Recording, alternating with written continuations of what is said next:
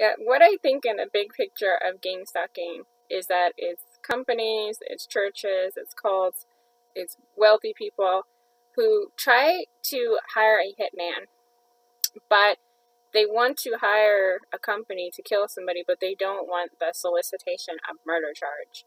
So gang stalking allows them to get out of that solicitation charge because it doesn't provide for a paper trail that you specifically exchanged money to kill somebody else.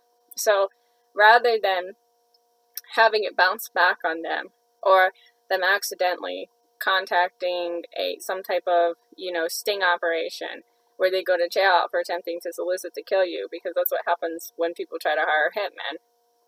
It's often not a successful way to kill somebody.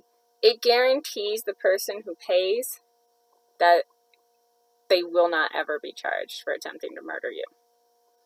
So that is, in the big picture, what gang stalking is. They use thugs, they use people from jails, they galvanize people in communities to try to get them to attack you. Make no mistake about it. They know that they're attacking abuse victims.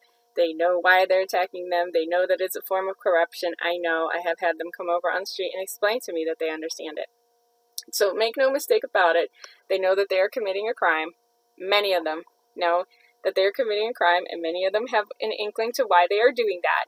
But it wouldn't matter if they don't. At the larger level, there's never an excuse for an abusive organization. It doesn't matter if they meant to inspire. There is never an excuse for an abusive congregation.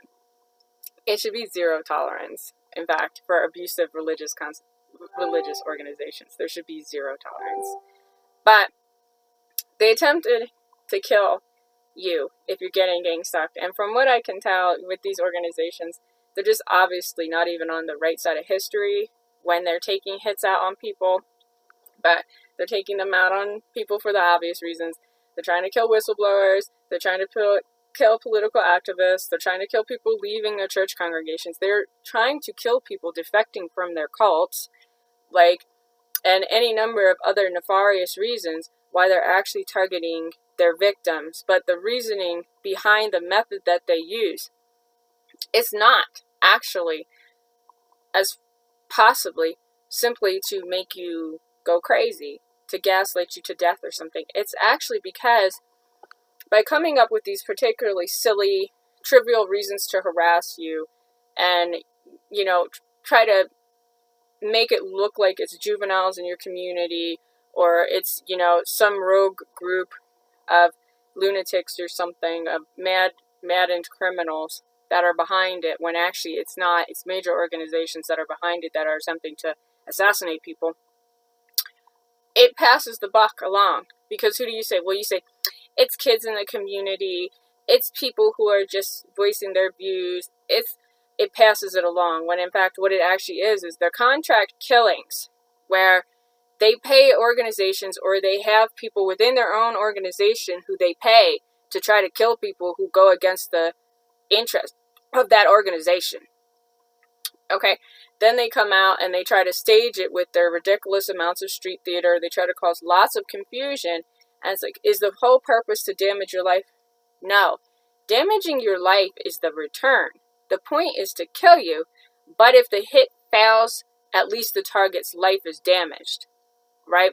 So it's a guaranteed way for the purchaser to injure activists, whatever the problem is in their community, people they don't want to live there, whatever issue of hate is actually surrounding why they did it. It is not love.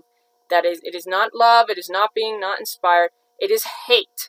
It is hate that causes them to gang stalk, that influences their decision and why they hire a hitman to kill somebody else. There is no reason for it, ever. It should be zero tolerance for somebody who tries to kill somebody else. There should be zero tolerance for abusive organizations. There should certainly be zero tolerance for abusive congregations.